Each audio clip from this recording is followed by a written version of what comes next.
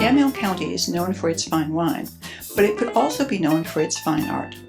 The first 2 weekends in October, during the Art Harvest Studio Tour, artists in Yamhill County opened their studios to the public. We visited with Shannon, a well-known landscape painter in Sheridan.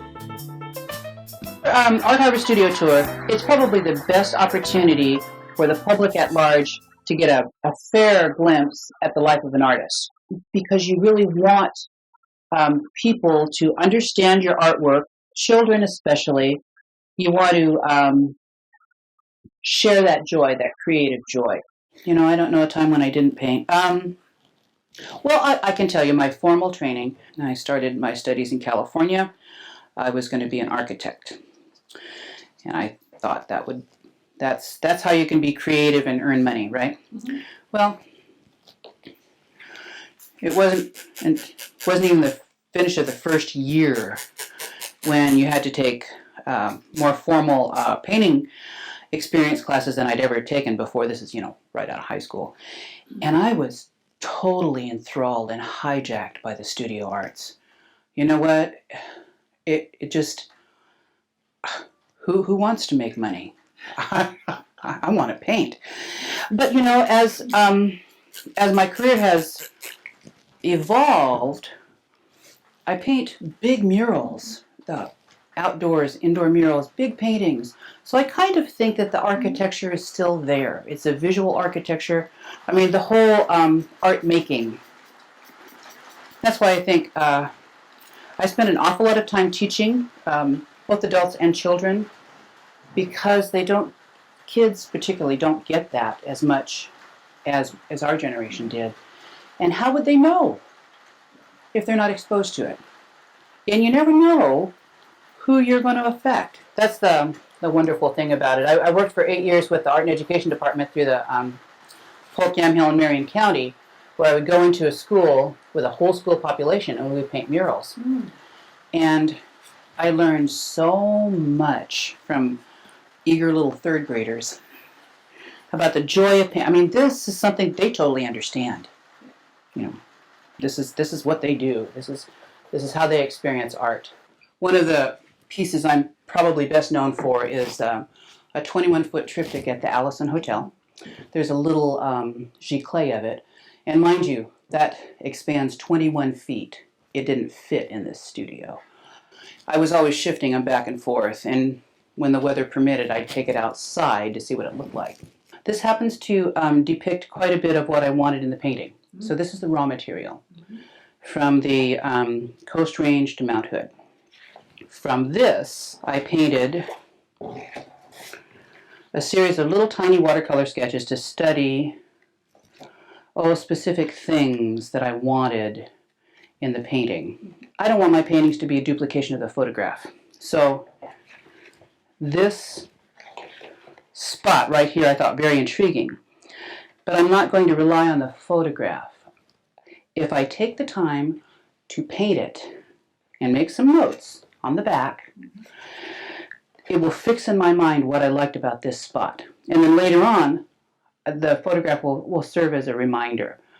But the fact that you actually look at something long enough to make decisions and paint it right there on site, I think gives the painting a little more validity. Here is the maquette for the big painting. It's a translation through 3 or 4 different kinds of media. And I am not going to rely on the photograph. I want to rely on my own interpretations of the scene. There was a point, yes, that I showed them the watercolor sketch, but they pretty much gave me a creative license, except for the palette. And the palette was dictated by the designer because of the whole scope of the hotel. And I don't mind. I don't mind working in a palette. It gives me, there's a challenge there. This painting, if you look at it, there was to be very little blue, or none. Now, as a landscape painter, blue and cool colors create space, and warm colors warm colors proceed, cool colors recede. And engineering a big painting is just that. It's engineering. And if you're going to go at it willy-nilly, you're going to make an abstract, and that's great. But to really translate something and make it an enduring work of art, I think a lot of engineering is imperative. This is how I create a painting. And there's specific steps. Again, it's back to the engineering, almost like an architect, to build a painting. And I found myself needed to be reminded of where I am in the process. The underpainting, here. Then I'm going to atmospheric underpaint. That's when you're going to hang it up on the wall and you're going to let the colors be cools recede, warms proceed, still in the underpainting. And here you're going to do, create a perspective with color and texture, and you're going to keep a warm and cool balance. And then I'll lay on my darks. Think Elvis on velvet. I tell my students that. They get it. Because, you got a velvet painting, you got those darks. You lay the lights on there, and so you're letting the underpainting speak. So, and at the same time, you want to balance the cool and the warm, and the color and the midlights. And a lot of you don't want to rush the finish. The finish is in the beginning. It was told me by a wonderful artist that I took watercolor classes from. And so I have this list, 6 basic steps, to remind myself where I am in the process. I'll be very honest. You learn better when you teach. You learn better when you teach. And if you really want to get it solid in your own mind about what you're doing, the best way to do that is to translate it enough times and teach someone else to do it. Okay, that's the selfish reason. Then there's the altruistic reason. I want people to understand art. There's a creative energy that can be expressed in paint, or cooking, or crocheting, or gardening. Any of those endeavors, it's good for the human soul. I'm very interested in the images on an architectural applied surface, tile murals, things like that. And to the point where, again, it's that engineering challenge, I can go back, okay, the client wants a mural of a vineyard in their dining room, and the proportions are this and this, and their colors are this and this. Well, if you go back all the way to creating an original painting with that end product in mind, that's just another set of mind games. And I think with the digital applications of imagery, websites, book illustrations, I'm going to do, believe it or not, a series of children images of an old story that my grandmother used to tell me.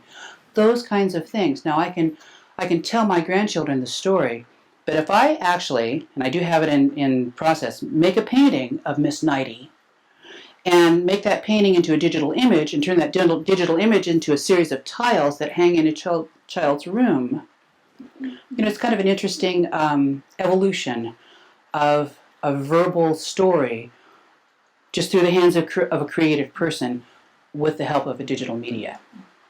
This is the first time I ever saw my images translated into something else, something useful. When you go back to the whole bottom of it, it's the power of the image. The power of the image.